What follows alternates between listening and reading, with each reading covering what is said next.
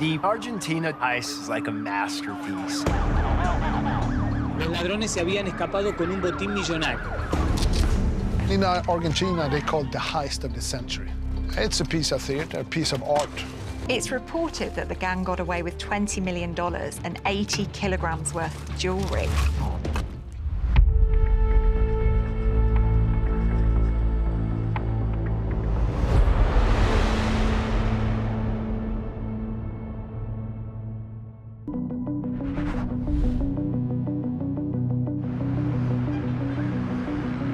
Nel dicembre del 2001, una drammatica crisi economica porta l'Argentina sull'orlo del collasso. Mi nombre es Miguel Ángel Sileo, soy mayor retirado de la Policía de la Provincia de Buenos Aires, ex miembro de las Fuerzas Especiales Halcón, operador táctico y negociador de rehenes. A las personas que tenían dinero en el banco, a la gente que tenía cajas de ahorro, a los jubilados, o sea, hubo lo que se llamó el corralito y nadie podía extraer dinero de sus propias cuentas. Un caos importantísimo en la sociedad. After the financial crisis, a lot of wealthy people saved their money and had them in safe deposit boxes in the banks. And this provides a single man the motivation to want to take action. The first thing to understand about Araujo is that he is not a criminal. He has zero experience, actually, of committing crimes. Araujo has been a witness to this distrust of the banks his whole life, and he really wants to send a message to the state. He spent 2 to 3 years planning and thinking on how he's going to execute the perfect heist.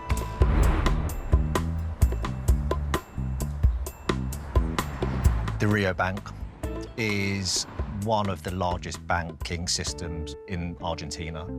The bank in Buenos Aires is a super target. It's located in the area where wealthy people are. A lot of money in that bank, a good area to work in. There will be a lot of valuables, lots of serious cash in the safety deposit boxes.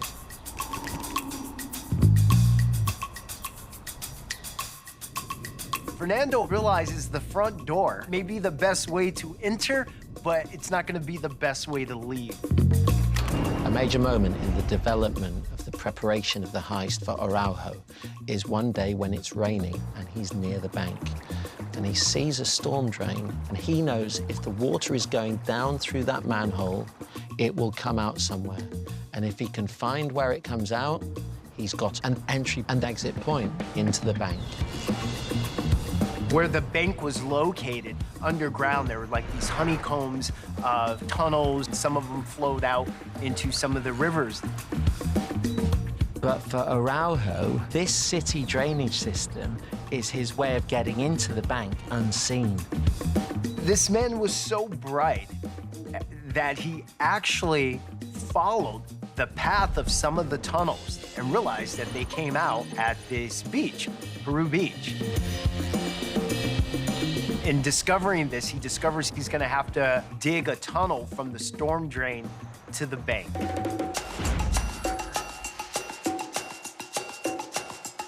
Once Fernando understands that he doesn't have this skill set, so he then enlists the help of his longtime childhood friend, Sebastian Bolster. This guy, he's great with his hands, he builds things, he's essentially an engineer. Bolster has quite a settled, steady, conventional life. He's married, he's got children, he's got a regular job. He appears to be your average Joe.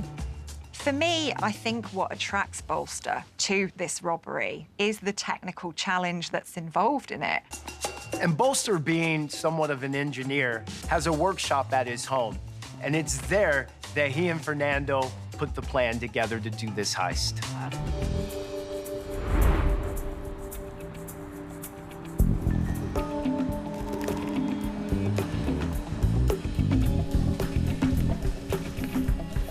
Araujo goes to scope out the bank, and he's essentially posing as a customer and asking to be shown around. When Araujo visits the vault, he realizes that during business hours, the door of the vault remains open and unlocked. This is the gap in security he's been looking for. Araujo realizes that they need to bypass the security, and the best way to do that is not in the evening when all the alarms are set. It's actually doing it during open hours.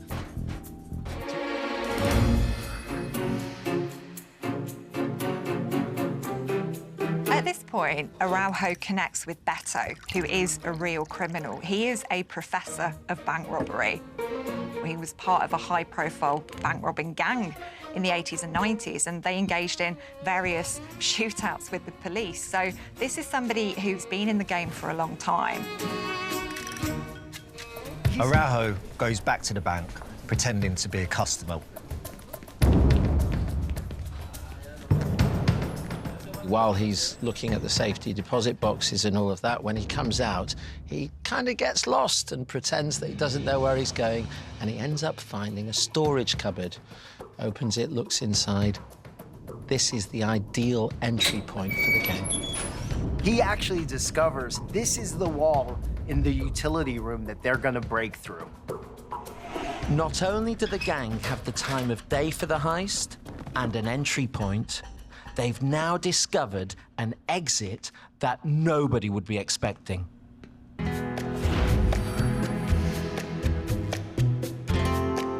Vitete is somebody who really does enjoy the finer things in life. He's charming, he's suave, he's definitely charismatic. Crucially, it's an expensive business digging holes. Vitete bankrolls the job. They've run out of money. Brings in $100,000, actually.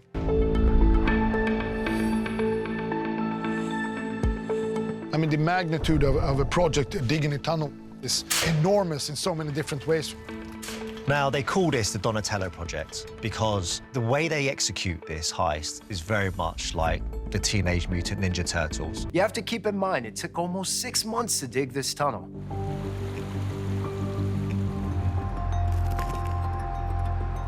Araujo realizes that he actually needs to get into the safety deposit boxes itself. Now, to kind of bypass that and to come up with an idea, Araujo cunningly disguises himself as another customer at another branch of that same bank. He saw the manufacturer of the box. He went back. They ordered the boxes from the same manufacturer. They need to get into these safety deposit boxes quickly, but ideally silently, because they can't have the people in the bank knowing what they're up to. And Bolster invents something really cool to get inside. And what that allowed Bolster to do was create a power cannon. And this contraption takes about 20 minutes to assemble once they're inside the vault. But when they rig it up to a safety deposit box, in only 12 seconds and in near silence, pop, the lock's open.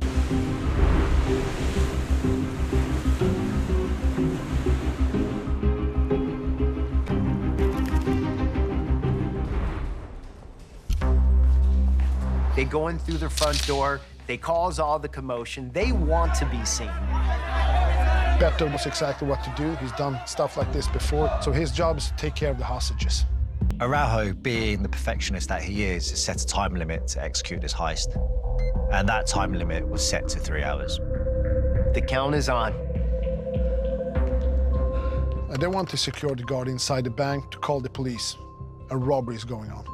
The police get a call from a security guard within the bank. They're there within just a few minutes. 300 police officers, SWAT teams, snipers, several hundred meters, hard perimeter. As far as the police are concerned, they have covered all the exit routes. Araujo had obtained the handbook for hostage-taking from the police. And that's the key element to even succeed to doing this. They knew every single detail how the police will act and how to do it. Now, as predicted, the police have their hostage negotiator on the scene within minutes. Vitete is on the scene, the gang's nominated hostage negotiator. Yo nunca me identificaba como policía y mucho menos como negociador. Entonces le digo, soy la persona encargada de destrabar este problema. Empezó a hablar por megáfono, adentro del banco, hasta que del primer piso detrás de unos vidrios, aparece la silueta humana de una persona. Estaba vestido con un traje claro y me hace señal que hablemos por radio nuevamente. Era una situación con rehenes, donde había armas, y este sujeto que tengo frente a mis ojos está sentado, cruzado de pierna, hablando lo más tranquilo. Entonces esto me preocupa a mí, porque digo, este tipo tiene un problema, es un temerario, o no está en sus cabales. And this is just another thing in the plan. He has no idea that they're using replicas, no real guns. Doing a bank job in Argentina, if you have a replica, that takes down the sentence. They're using the deposit negotiator in this and playing a game with him. They know what they were doing. What they don't realize is that at the end of an underground tunnel, separated by only 4 centimeters of wall, is Bolster waiting to get in. He lets them know he's there. They know he's there. Timing's right.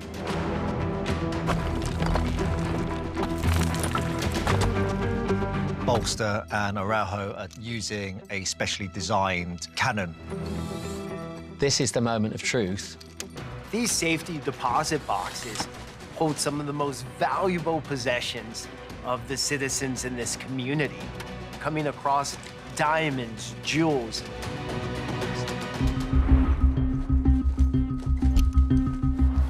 They spray the vaults with bleach to try and destroy any DNA remnants. One of the last things the gang do before they leave is they spread barbershop hair all over the place. They know the police will gather that up and examine it for DNA, which will take them down all kinds of blind alleys. And that's really interesting because it's 2006, and while the police have started using this DNA evidence, most criminal gangs haven't caught up with it. It just shows how impressive and cutting edge they were. What they also do, quite cunningly, is leave a false grenade in the entrance of that hole and that tunnel. That's to buy time, because then they gotta call the bomb squad. They're gonna close that down. They can't go down the hole and see where they went.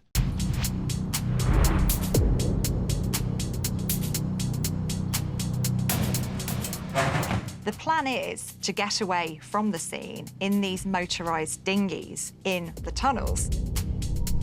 They had 2 Zodiac boats, and I think they carried around 600 kilos each. Just in case the police do find this opening in the wall and travel back down through this tunnel, it's gonna let them out at the beach area. So instead of going to the beach, they decide to go all the way back into the city.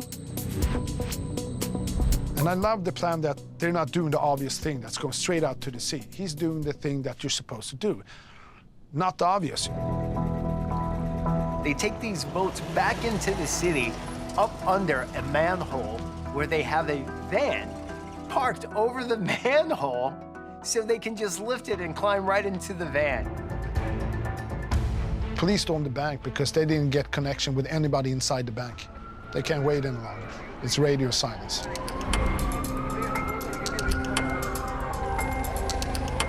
En el caso mío, me toca el subsuelo. Como integrante del equipo táctico, ingreso. Nosotros bajamos unas escaleras. Yo, cuando termino de bajar las escaleras, a mi izquierda veo donde están las cajas de seguridad, donde está la bóveda. Entonces, ¿dónde están los ladrones? This is the moment when they know that they've been played. The bank robbery was just a decoy for the vault robbery. Additionally, this causes a lot of confusion for the police. Se hace una revisión nuevamente por todo el banco hasta que un empleado dice, ese armario está movido. Mueven un poco más el armario y ahí encuentran el famoso boquete que se habían escapado. And there was also a hand-signed note by Fernando Araujo where it said, where all the rich people live, there's no weapons, no grudges, and just money, no love. Esta historia que parece arrancada del resumen de una novela policial. The police are investigating this crime for weeks. There are tips, but nothing comes in that points to these guys. The police have drawn a complete blank.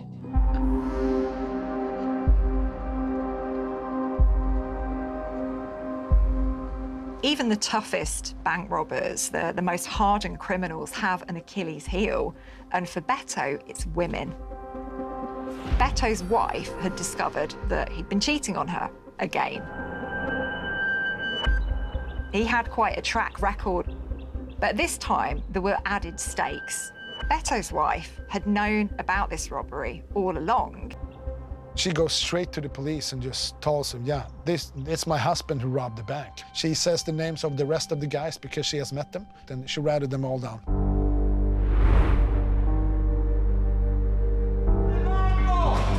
Beto Della Torre was sentenced to 15 years in prison. But in 2012, his sentence was reduced to 12 years and 6 months. Sebastian Garcia Bolster, sentenced to 9 years in prison. Luis Vitete Sayanes, sentenced to 14 years. The last to fall is perhaps the most interesting of all, Araujo, sentenced to 14 years in prison, reduced to 9 years, 6 months. It's reported that the gang got away with $20 million and 80 kilograms worth of jewelry. That's nearly a whole human being worth of jewelry. The total amount of money recovered, just $1 million. For some people, these guys are folk heroes. They broke the system, they broke the banks. It was a payback from that financial crisis. For them to pull this off so perfectly, I tell you what, that's one for the books.